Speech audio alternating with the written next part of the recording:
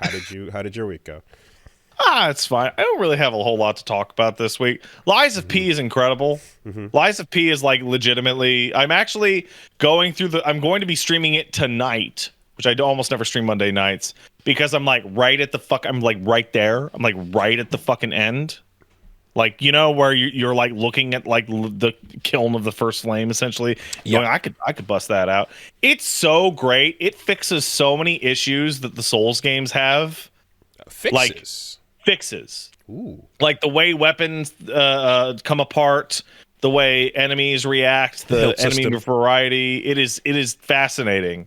It is way more interesting than, hey man, Pinocchio's gonna go after some puppets. It goes into all sorts of weird play. It's Bloodborne. It's basically Bloodborne. It's Bloodborne. Did you play Bloodborne? Did you want some more Bloodborne? Go get some Bloodborne. But the thing is whenever we've discussed Souls likes and the the entries that like have come along over the last like 5 or maybe a bit longer than that years, usually you're going to get your Souls game with a remixed idea of like, imagine this aspect to it, and it's not necessarily like a improvement on what was there. It's more of just a different take on it.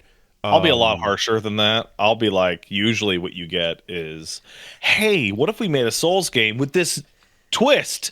And also, most of it wasn't as good as the last Souls game you played. But the twist. But the twist. This game is, what if we had a Souls game made by a Korean team with Pinocchio and had its own twists, but it's got its own stuff that's just as good and some things that are better than a Souls game. This game has there's 2 boss fights that are ad fights that are 4v1. 4 bosses versus you, and they're fantastic and not frustrating. Okay. Like, it is a fucking try, because you're like, how could that be? Right, because I was going to say, what's an example of a direct improvement that they've managed ad to fights do? are good. Ad fights, okay. I would say, like, I don't know if it counts, but Abyss Watchers is an excellent take on an ad fight. It is the ad fight in P is much better than Abyss Watchers. Okay. Which is wild. Because because the Abyss Watchers is a weird ad fight because it's actually 2v2 for a lot of it. Okay. Right? It's like kind of a free for all. Yeah. This is 1 versus 4. This is absolutely like you are fighting 4 individuals with full boss health bars, and it is awesome. Do you consider ad fights only when there's a major target with many minor targets coming in to bother you, or if the same target in multiple copies of itself show up? That's a really good question. Shadows of Yharnam, etc. So the usual way that I would define any ad fight is I'm fighting multiple bosses at once, and the game is the boss's gimmick is that I'm going to focus on one of these enemies, and then the other is going to sneak attack me from a camera angle that I can't see. Okay. Or they're basically constantly splitting your attention. Okay. It's like Ornstein and Smough, despite being like 2v1, I don't really consider an ad fight because that boss fights as one unit. Yeah, and it's cool. It feels like it feels like a much more understandable balance of like where you want to shift your attention. You can choose to take on Ornstein, you can choose to take on Smough. You can choose to take on both if you're really trying to go fucking wild. But when you fight like a rat authority or something that's like, I'm over here and these are here to nibble at you, and killing them is really just a slowing down how quickly you're going to get to me thing. That to me is the ad fight. That's to me that's what I hate. I don't mind if there's multiple targets that are all valid, and if you hit them, it's actually depleting the whole, Again, Shadows of Yharnam or the DS2 golems that golf swing at you. The fucking Ruin Sentinels. The Ruin Sentinels, right? They're annoying as fuck, but they're also but they do represent like 3 versions of a whole, as opposed to like little ads that can come at you forever and never really affect anything. They're just distractions. That's my main gripe with ads. But yeah, it's great. In particular, like I'm in doing like the last couple of zones, and unlike almost every Souls game, including Elden Ring, the last 10 to 15% of the game still really good. Hey, nice. Okay. Like I don't know what the fuck it is about the way From Software develops their games, but there's that part at like the 15% to go mark or 20% to go mark where the game just starts to become really bad.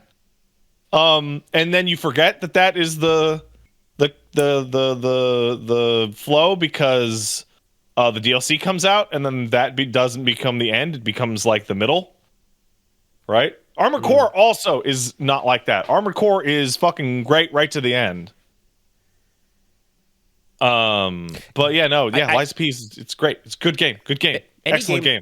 Any game that's like mission based can control that better. You know? Yeah, I would. That makes sense. Exactly. If Armored Core had to have you like fly across an entire planet map and make your way to these points of interest, but fill the world with other shit to do, and by the end of it, there's not much shit to do, then it would probably suffer the same fate. I got to like the like that area in front of the fucking fire giant in Elden Ring, and I'm just like, I don't give a. There's nothing in these fucking dungeons that can offer me anything at this point. I have completed every dungeon and every side quest on fucking 35 fucking square kilometers of road. There's nothing you can offer me that will change anything about my character. It didn't bug me as much in Elden Ring with towards the end. It was more like over the course of the entire thing, the same whatever. I was going to say Chalice dungeons, but really, yes, the same Chalice dungeons was just it's a malaise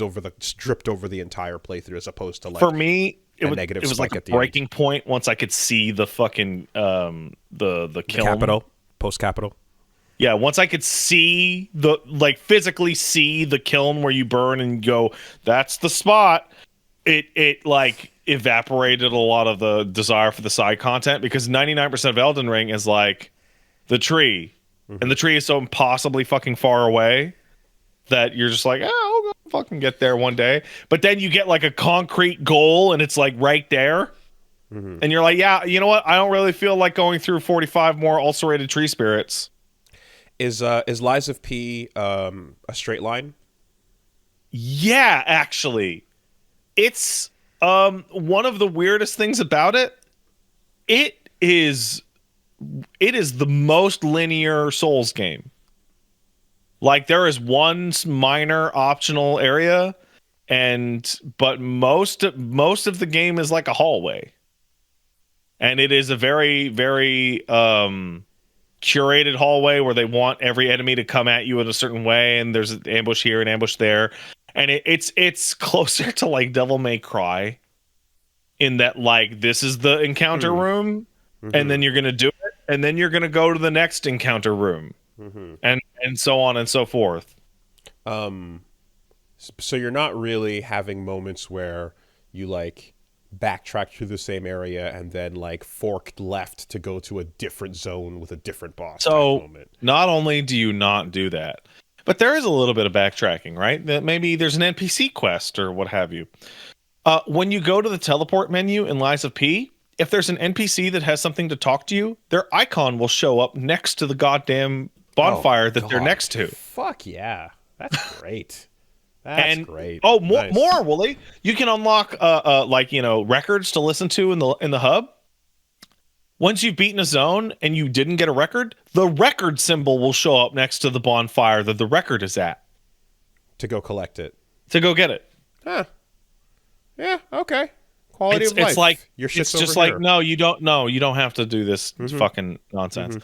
But what it does carry forward from the for the Souls games is like, hey, do you want an absolutely absurdly asinine set of requirements to get the real true ending? Boy, do we got one for you. Okay. So is it like absurd because it's difficult, or absurd because you would never guess or figure this out? It's absurd because it's a slavish devotion to the game's theme that absolutely makes perfect sense once you get your head into the game. Okay. but maybe you didn't really get your head into the theme until later. So, for example, you're playing as P, aka Pinocchio, who is a puppet who has the ability to lie. And lies are something that can make people human. So when you lie, it says your gears are shifting, like something's changing. And sometimes lying to people can ease their pain or make them happy, blah blah blah, right? If you do that a lot, it changes from your gears are shifting to you feel warm, and so on and so forth. But it's not just lying. It's also listening to music via the game's in-game record player. Makes you feel something. Because why would an autonomous puppet sit around for 25 minutes listening to records? Unless they felt something. Okay. Does that message of you feeling something pop up as soon as you start listening? No, at the end of a song. That's so I was going into the music player and listening to a song for 2 minutes and then leaving. And then people were like, Pat, you have to finish those records. You have to finish every record in the game. I'm like, what the fuck? Why? I don't give a fuck about this music player. And that's like, pretty fucking. No, you have to. You have to. Okay. From hearing from the outside, it sounds like, again, I'm not sure how the themes are introduced and everything, but it sounds like go to the OST player, sit there for a bit, and then on the menu, once the menu's done, you're gonna get a message that actually affects in-game stuff, which is and then you get. And then you're like, oh, well, what is the actual things to get the true ending? And it's like, lie your ass off as much as you possibly can and listen to all the music. So it's actually really simple. Yeah. I'll preface it because I see some people think that's pretty cool. If you're walking around in an environment and there's like there's a music player playing somewhere, or someone's playing music somewhere, and you sit down next to them and listen to them, that's an in-game way of having this moment versus if it's on a menu of an OST soundtrack listing. That doesn't feel the same, because I don't feel like my character's listening to the music at that point, So that's a bit odd. But again, I'm saying this as like just what it sounds like from what you're describing. Okay. So the idea is that they want players to like play the music player and then go do all the stuff they would do in Firelink Shrine, and then the music would naturally, because it's only 3-minute tracks, right? So by the time you're finished upgrading your weapons or your whatever, then all of a sudden you'd be like, oh my god, did listening to the music make me a real boy? Yes. It's diegetic music. Okay, gotcha. Yeah, it is diegetic. And also, I'm not going to go too into it because it's kind of metaphysical, but the ambient music that exists in some stages is also diegetic, despite having no clear source of music. Okay. Like it's like a radio waves thing where like the music is like being actually broadcast over the air.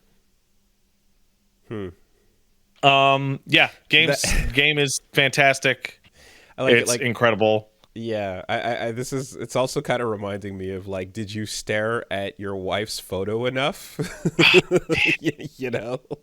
Hey, somebody in the chat asks a really fantastic question, which we should explain. What does the word diegetic mean? Right. So, does the music play in a way where you, the player, are simply hearing it as a means of like the game producing this sound, or does the character in world hear the music as well? Is it a part of what's happening in scene? So, for example, Chai in Hi-Fi Rush is listening to music on his Walkman. Yeah. Everything like the music you hear in Hi-Fi Rush is he's playing it in his earbuds. The characters can hear and respond to it as well, versus music that is just happening for the score of the moment, but like the characters in world don't hear it at all. Yeah, it's just for the drama from your god perspective.